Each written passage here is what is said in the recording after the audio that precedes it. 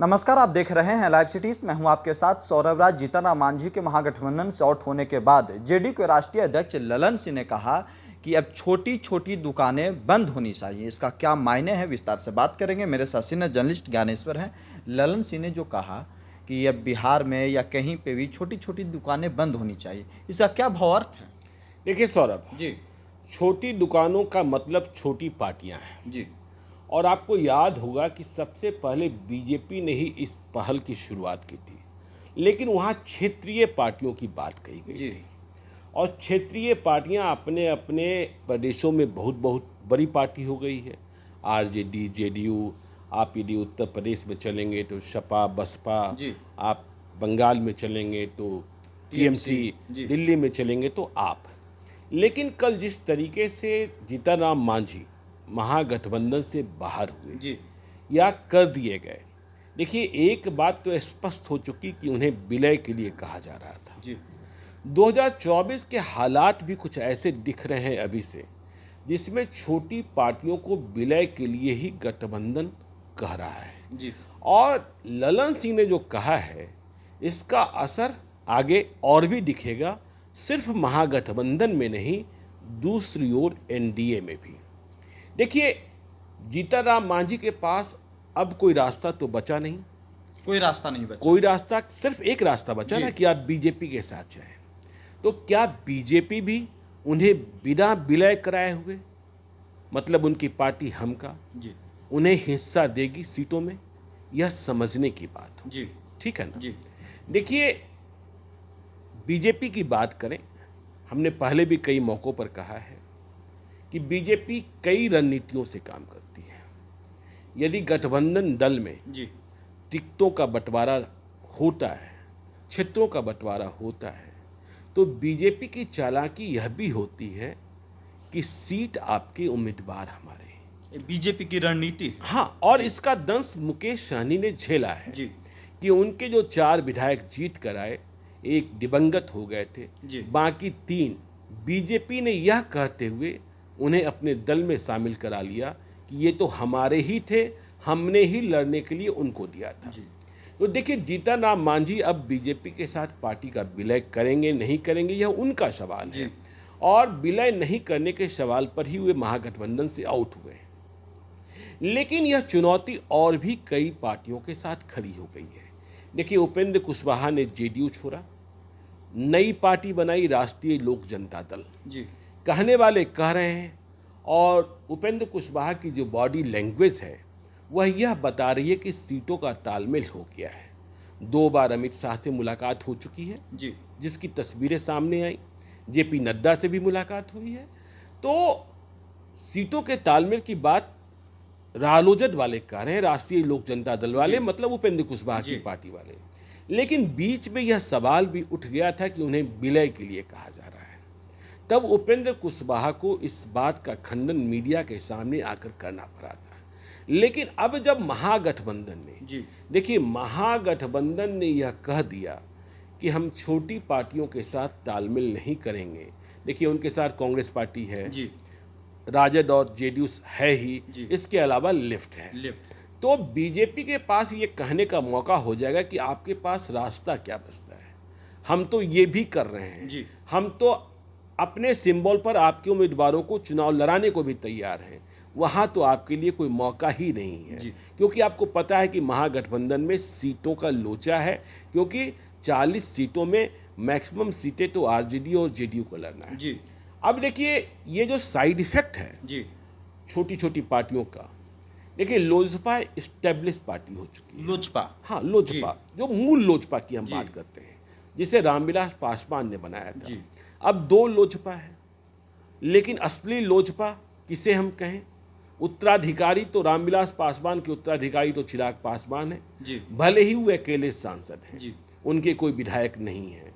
पशुपति पारस के पास उनके समेत 5 सांसद हैं। जी लेकिन इस लपेटे में देखिएगा एनडीए उन्हें भी लेगी, और पशुपति पारस को भी। जी, और पशुपति पारस की पार्टी जिसे रालोचपा कहते हैं, जी वह भी समाप्त हो सकती है एनडीए की चाल में, क्योंकि चिराग पासवान के साथ समझौता शायद हो जाए, लेकिन पशुपति पारस के साथ सीटों का तालमेल संभव नहीं होगा। तो हम पहले भी कहते आ रहे थे कि पहली कोशिश होगी दोनों लोजपा के विलय की, लेकिन चिराग पासवान भी तैयार नहीं है, पशुपति पारस भी तैयार नहीं है।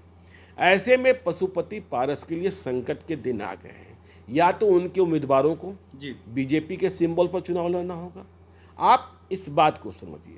अब देखिए, महागठबंधन में आजकल पप्पू यादव महागठबंधन के करीब जाते दिख रहे हैं। पप्पू यादव जी आजकल वे लालू यादव को पिता कह रहे हैं, नीतीश कुमार के प्रति भी बेहद सम्मान भरे शब्दों का प्रयोग कर रहे हैं और पूर्णिया चुनाव लड़ना चाहते हैं पप्पू यादव। हाँ, लेकिन पूर्णिया में जेडीयू के संतोष कुशवाहा हैं, उनके बारे में कई तरीके की चर्चाएं होती है। लेकिन जो हम स्पष्ट करना चाहते हैं कि पप्पू यादव ने भी अपनी एक पार्टी बना रखी है। तो देखिए, वे कांग्रेस के खाते से, उनकी पत्नी रंजीता रंजन कांग्रेस की राज्यसभा सांसद हैं, 2 बार बिहार से सांसद भी रही हैं। तो कांग्रेस के खाते से सामंजन तो हो सकता है, लेकिन पप्पू यादव की पार्टी के साथ तालमेल अब इस पर ग्रहण लगता दिख रहा है, जिस तरीके से जीतनराम मांझी के मसले में फैसला किया गया है। अब देखिए, और कई पार्टियां हैं बिहार में। मुकेश सहनी की बात कर लीजिए, हमने प्रारंभ में ही किया था कि मुकेश सहनी ने अपनी पहचान, अपनी पैठ बना ली है, अपना वोट बैंक भी खड़ा कर लिया, इसमें कोई शक नहीं। और मुकेश सहनी आज न कल अपने को मुख्यमंत्री पद की रेस में मानते हैं, ठीक है ना, अति पिछड़ी जमात का नेता मानते हैं नीतीश कुमार के रिटायरमेंट के बाद। और उन्होंने विरोध में लड़कर या तीसरी लड़ाई लड़कर बीजेपी को झटका देने का काम भी किया है। यदि बीजेपी ने उन्हें झटका दिया तो बीजेपी को इन्होंने भी झटका दिया है। लेकिन अब मुकेश सहनी की राह देखिए, मुकेश सहनी की शर्तें बड़ी शर्तें हैं।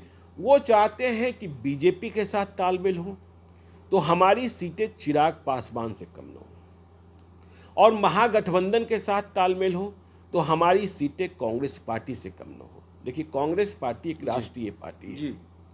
कांग्रेस पार्टी की सीटें बिहार में कम होगी, 2019 की तरह 9 सीटें उन्हें लड़ने को प्राप्त नहीं होगी, इसमें कोई शक नहीं है।